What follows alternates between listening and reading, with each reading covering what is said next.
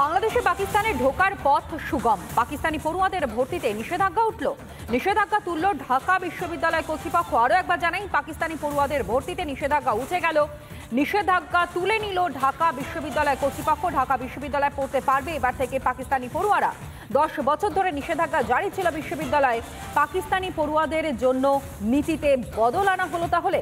সে প্রশ্ন রীতিমতন উঠতে শুরু করে দিয়েছে। তার কারণ, এতদিন ধরে বাধা ছিল পাকিস্তানি পড়ুয়ারা তারা বাংলাদেশে এসে পড়াশোনা করতে পারতো না, এবং এবার 10টা বছর পর নিষেধাজ্ঞা যে জারি ছিল তা উঠে গেল। পাকিস্তানি পড়ুয়াদের জন্য নীতিতে কিছুটা হলেও যেন বদল এলো এই অন্তর্বর্তী সরকারের আমলে। ভারতে পালিয়ে আসার সময় গ্রেফতার করা হয়েছে আওয়ামী লীগ নেতাকে। যশোরের শিকারপুর সীমান্ত থেকে গ্রেফতার করা হয় তাকে। আওয়ামী লীগের সহ সভাপতি আসাদুর রহমান, তাকেই গ্রেফতার করা হয়েছে বলেই খবর। মানব পাচার চক্রের সঙ্গে যোগ, ধৃতের 1 লক্ষ টাকার বিনিময়ে ভারতে ঢোকার ছক। আওয়ামী লীগ নেতাকে গ্রেফতার করে বিজেপি। আরও একবার জানাই, ভারতে পালিয়ে আসার সময় গ্রেফতার আওয়ামী লীগ নেতা। যশোরের শিকারপুর সীমান্ত থেকেই তাকে গ্রেফতার করা হয়। গ্রেফতার করা হয়েছে আওয়ামী লীগের সহ সভাপতি আসাদুর রহমানকে।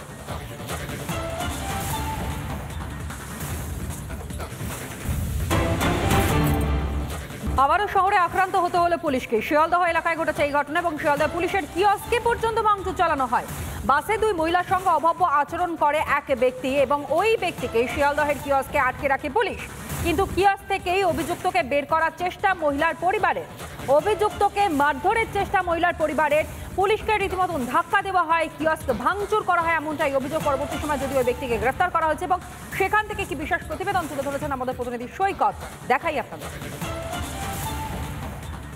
শহর কলকাতায় ফের আক্রান্ত পুলিশ, এবং পুলিশের যে ট্রাফিকের যে কিয়স্ক, সেই কিয়স্ক সম্পূর্ণরূপে ভেঙে দেওয়া হয়েছে।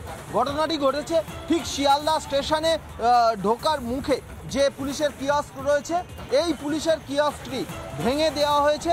এবং পুলিশ সূত্রে যে খবর পাওয়া যাচ্ছে, বাসের মধ্যে 2 জন মহিলার সঙ্গে অভব্য আচরণ, এবং যে অভব্য আচরণ করেছিল সেই ব্যক্তিকে পুলিশের তরফ থেকেই এই কিয়স্কে এনে বসানো হয়। কিন্তু সেই মহিলা তার বাড়ির লোকজনকে ফোন করলে বাড়ির লোকজন সেই অভব্য আচরণকারী বা অভিযুক্ত ব্যক্তি তাকে এই পুলিশ কিয়স্ক থেকে ছিনিয়ে নিয়ে যাওয়ার চেষ্টা করে।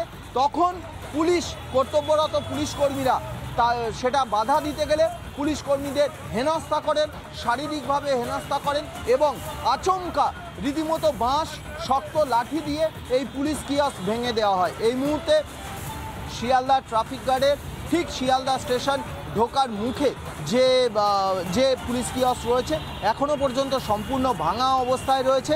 চারিদিকে কাঁচ ছড়িয়ে ছিটিয়ে রয়েছে।